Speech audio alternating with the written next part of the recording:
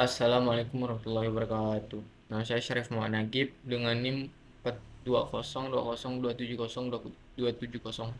Di sini saya akan mempresentasikan hasil perancangan Dinas Kesehatan Provinsi Pontianak, Kalimantan Barat. Yang pertama, Surat Edaran Nomor 01 SE M 2022 tentang petunjuk teknik penilaian kinerja bangunan gedung hijau.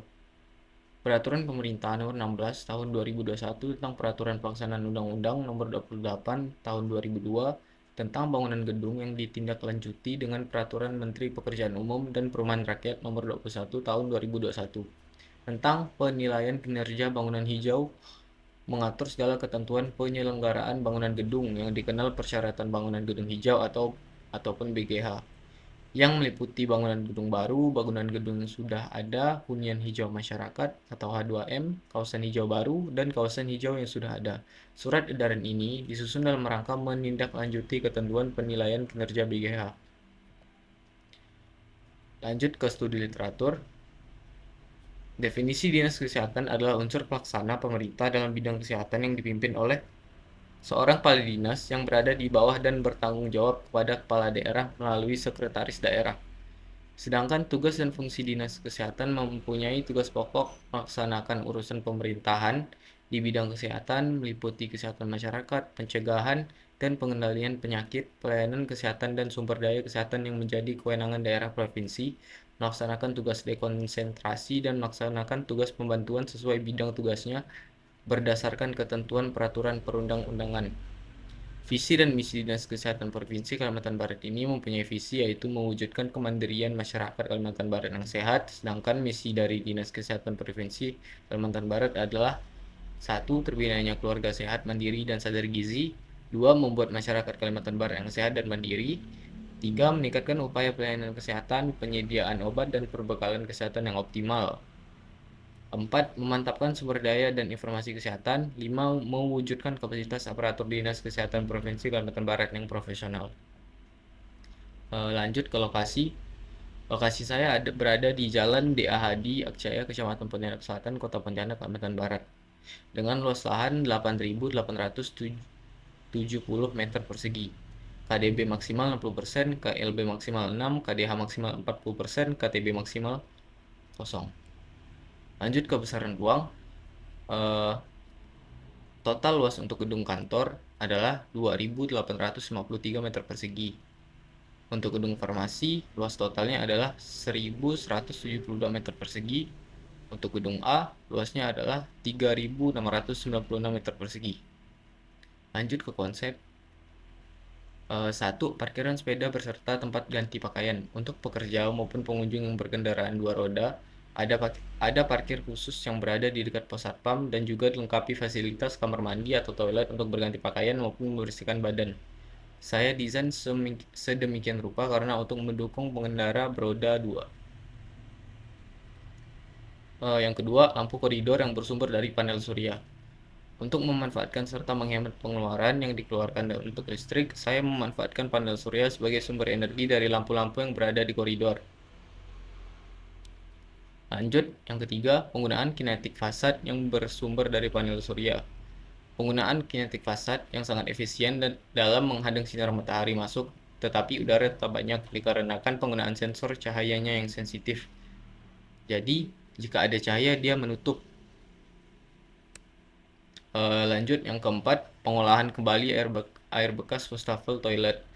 Air bekas saluran wastafel diolah kembali dengan cara sewage treatment plant untuk digunakan kembali sebagai air untuk menyiram tanaman yang berada di roof garden. Yang kelima, memiliki akses untuk disabilitas. Tersedia fasilitas penyandang disabilitas seperti toilet disabilitas, ramp untuk penyandang disabilitas, dan juga drop-off yang telah diperhitungkan untuk penyandang disabilitas.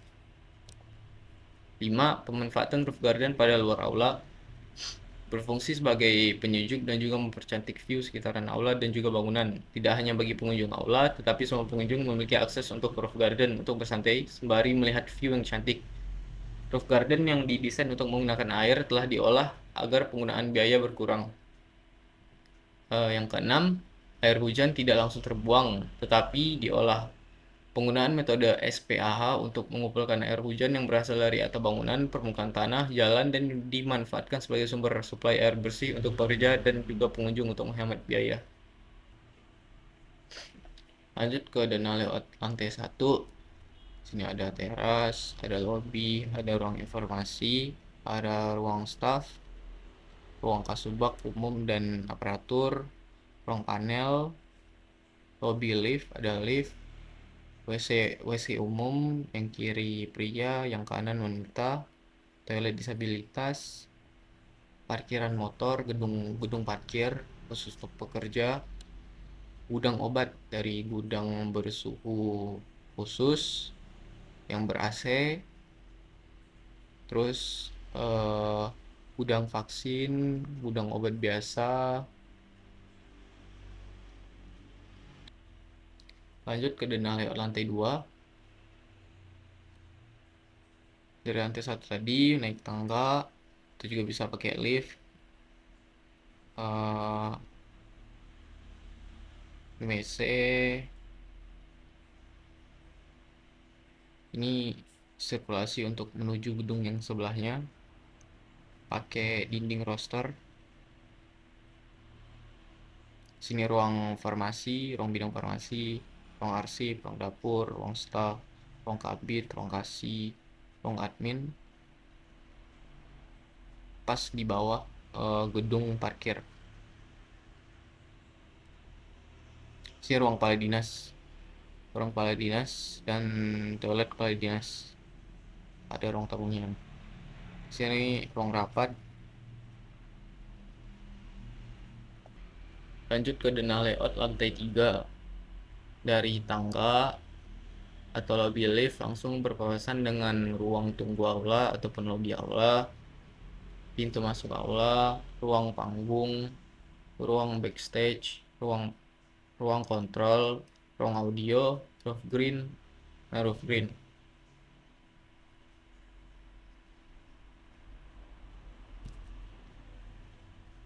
Lanjut ke potongan AA.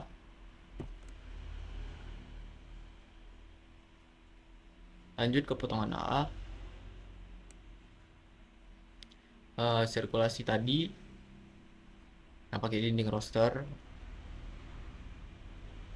dari drop off menuju ruang tunggu, koridor,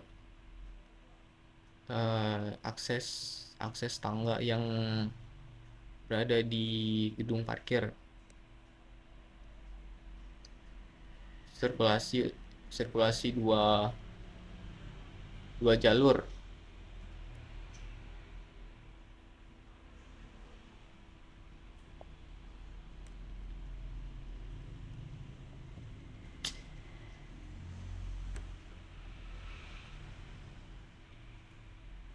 Lanjut ke potongan BB,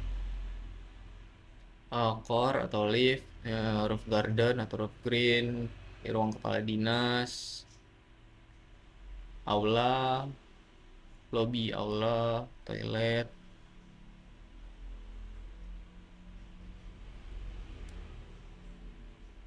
Lanjut ke eksterior 1. Penggunaan fasad kinetik fasad.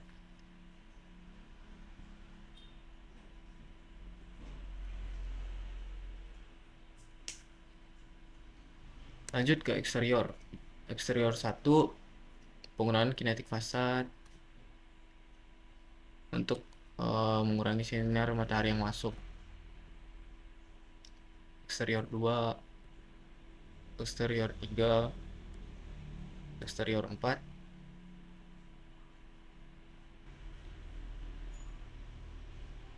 Sekian dari saya. Terima kasih. Wassalamualaikum warahmatullahi wabarakatuh.